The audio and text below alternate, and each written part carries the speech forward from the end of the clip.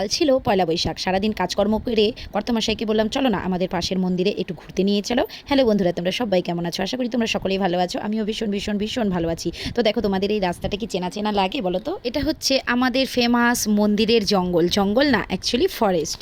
এখন তো খরার দিন, তাই চারিদিকে একটু পাতা কম দেখা যাবে। প্রত্যেকটা গাছে কিন্তু দেখবে পাতা নেই, একদম গাছগুলো শুকনো শুকনো। তো চলে আসলাম আমরা বোদাগঞ্জ মন্দিরে, আমাদের ফেমাস মন্দির বোদাগঞ্জ মন্দির। তোমরা হয়তো অনেকেই এই মন্দিরে ঘুরতে এসেছো, কিন্তু আমি যখনই আসি তোমাদেরকে ছোট্ট একটা ব্লগ করে দেখাই। আর এই পুকুরটা দেখো, এত সুন্দর লাগে, এত সুন্দর লাগে, আর এত সুন্দর হাওয়া, মানে তোমাদেরকে কি বলবো।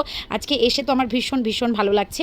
আর চারিদিকের পরিবেশটা এত সুন্দর, মানে হচ্ছে কি বলবো, এখানেই আমি সারাদিন বসে থাকি। অবশ্যই আসবেই আসবে, দেখো কি ভালো লাগছে। আর আজকের ওয়েদারটা কিন্তু বন্ধুরা ভীষণ ভীষণ সুন্দর। তো আমিও ভাবলাম একটু মন্দিরে চলে আসি, পয়লা বৈশাখ যেহেতু, তার জন্য একটু ছোট্ট মিনি ব্লগ করে নিই। কিরকম লাগছে আমার এই জায়গাটা দেখো।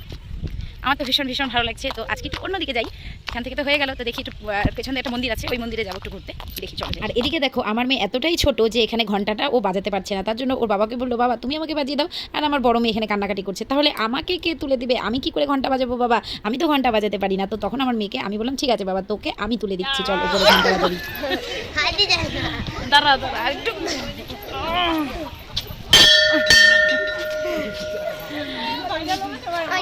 এটা হচ্ছে আমাদের সব থেকে পুরনো মন্দির, 51 ফিট মন্দির হচ্ছে এটা। এটা আগে তৈরি হয়েছিল, আর আমরা এখন যেটাতে ঘোরাফেরা করি সেটা হচ্ছে পরে তৈরি হয়েছিল।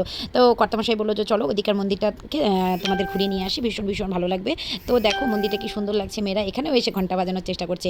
তো ওখান থেকে ঘুরে এসে বাইরে বেরিয়ে চলে আসলাম। এসে আমাদের এই মেয়ের স্কুল যেখানে আছে জোরাম, সেখানে দেখো কি সুন্দর মাছ বসেছে, টাটকা টাটকা, আর শাকসবজি। তো আমি ভাবলাম এখান থেকে কটা পাট শাক নিয়ে নেই। কচি পাট শাকের ঝোল খেতে আমার ভীষণ ভালো লাগে। একটা পাট শাকের আটি কিন্তু বন্ধুরা 10 টাকা করে। তারপর মেয়েরা বায়না করলো মা কিছু খাওয়াও। তখন একটা খাওয়ার দোকানে ঢুকে এখানে মেয়েদেরকে একটু চপ কিনে দিলাম। তো আজকে আমার মিনি ব্লগটা কিরকম লাগলো অবশ্যই কমেন্ট করে জানাবে। Tata bye.